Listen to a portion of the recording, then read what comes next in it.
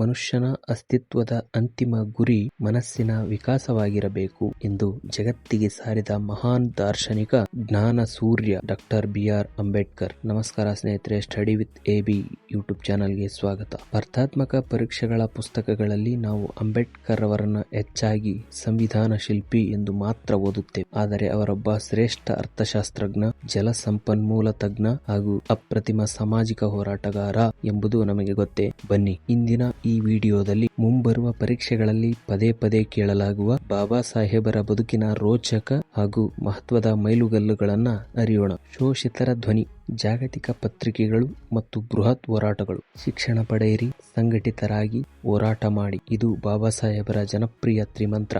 ಮುಖವಾಣಿ ಇಲ್ಲದೆ ಶೋಷಿತರ ಧ್ವನಿಯಾಗಲು ಅವರು 1920ರಲ್ಲಿ ಮೂಕನಾಯಕ ಪತ್ರಿಕೆಯನ್ನ ಆರಂಭಿಸಿದರು. ಹಾಗೆಯೇ ಸಮಾಜದ ಕಟ್ಟಕಡೆಯ ಮನುಷ್ಯನ ಹಕ್ಕುಗಳಿಗಾಗಿ 1924ರಲ್ಲಿ ಬಹಿಷ್ಕೃತ ಹಿತಕಾರಣಿ ಸಭಾ ಎಂಬ ಸಂಸ್ಥೆಯನ್ನು ಸ್ಥಾಪಿಸಿದರು. ಮನುಷ್ಯನಿಗೆ ಕೆರೆಯ ನೀರನ್ನು ಕುಡಿಯುವ ಮೂಲಭೂತ ಹಕ್ಕಿಗಾಗಿ ಮಾರ್ಚ್ 20, 1927ರಂದು ಮಹಾರಾಷ್ಟ್ರದ ಮಹಾಡ್ನಲ್ಲಿ ಅವರು ಐತಿಹಾಸಿಕ ಚೌದರ್ ಕೆರೆ ಸತ್ಯಾಗ್ರಹವನ್ನ ಅಥವಾ ಮಹದ್ ಸತ್ಯಾಗ್ರಹವನ್ನ ಮುನ್ನಡೆಸಿದರು. ಹಾಗೆಯೇ 1932ರಲ್ಲಿ ಮಹಾತ್ಮ ಗಾಂಧೀಜಿ ಮತ್ತು ಅಂಬೇಡ್ಕರ್ ಅವರ ನಡುವೆ ಐತಿಹಾಸಿಕ ರಾಜಕೀಯ ಒಪ್ಪಂದವೇ ಪ್ರಸಿದ್ಧ ಪೂನಾ ಒಪ್ಪಂದ.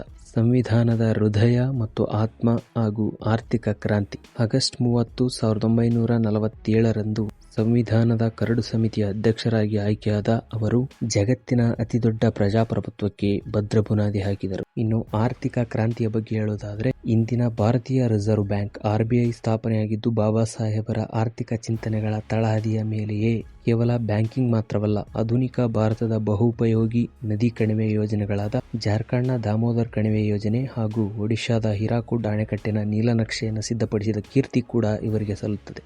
ಅಧ್ಯಾಯ 4. ಕರ್ನಾಟಕದ ನಂಟು, ಬೆಳಗಾವಿಯಿಂದ ವಿಜಯಪುರದವರೆಗೆ. ನಮ್ಮ ಕರ್ನಾಟಕದೊಂದಿಗೆ ಅವರ ಐತಿಹಾಸಿಕ ನಂಟು ಅತ್ಯಂತ ರೋಚಕವಾದದ್ದು. ಉತ್ತರ ಕರ್ನಾಟಕದ ದಲಿತರಲ್ಲಿ ಜಾಗೃತಿ ಮೂಡಿಸಲು ಅವರು 1925ರ ಏಪ್ರಿಲ್ ತಿಂಗಳಲ್ಲಿ ಬೆಳಗಾವಿಯ ನಿಪ್ಪಾಣಿಗೆ ಭೇಟಿ ನೀಡಿದ್ದರು. ಮತ್ತೊಂದು ಅಚ್ಚರಿಯ ಸಂಗತಿ ಎಂದರೆ ಮೇ 30, 1937ರಂದು ಅವರು ವಿಜಯಪುರಕ್ಕೆ ಆಗಮಿಸಿದ್ದರು. ಅಲ್ಲಿ ಸುಳ್ಳು ಆರೋಪ ಹೊತ್ತಿದ್ದ ಸೋಮನಗೌಡ ಎಂಬ ರೈತನ ಪರವಾಗಿ ನ್ಯಾಯಾಲಯದಲ್ಲಿ ಕೇವಲ 90 ನಿಮಿಷಗಳ ಅದ್ಭುತ ತಾರ್ಕಿಕವಾದ ಮಂಡಿಸಿ ಆತನಿಗೆ ಐತಿಹಾಸಿಕ ಗೆಲುವು ತಂದುಕೊಟ್ಟರು. ಈ ಘಟನೆಗಳು ಕರ್ನಾಟಕದ ಇತಿಹಾಸದಲ್ಲಿ ಹಾಗೂ ನಿಮ್ಮ ಪರೀಕ್ಷಾ ದೃಷ್ಟಿಯಿಂದ ಬಹಳ ಮುಖ್ಯವಾಗಿವೆ. ಅಧ್ಯಾಯ 4. ಅಂತಿಮ ಸಂದೇಶ, ಪರೀಕ್ಷೆ ಮತ್ತು ಜೀವನಕ್ಕೆ ದಾರಿದೀಪ. ಕಳೆದುಕೊಂಡ ಹಕ್ಕುಗಳನ್ನ ಶೋಷಕರ ಆತ್ಮಸಾಕ್ಷಿಗೆ ಮನವಿ ಮಾಡುವುದರಿಂದ ಎಂದಿಗೂ ಮರಳಿ ಪಡೆಯಲಾಗದು. ಬದಲಾಗಿ ನಿರಂತರ ಹೋರಾಟದಿಂದ ಮಾತ್ರ ಪಡೆಯಬಹುದು ಎಂದು ಗುಡುಗಿದ ಸಿಡಿಲಮರಿ ಡಾಕ್ಟರ್ ಅಂಬೇಡ್ಕರ್. ಜೀವನವು ದೀರ್ಘವಾಗಿರುವುದಕ್ಕಿಂತ ಶ್ರೇಷ್ಠವಾಗಿರಬೇಕು ಎಂಬ ಅವರದೇ ಮಾತಿನಂತೆ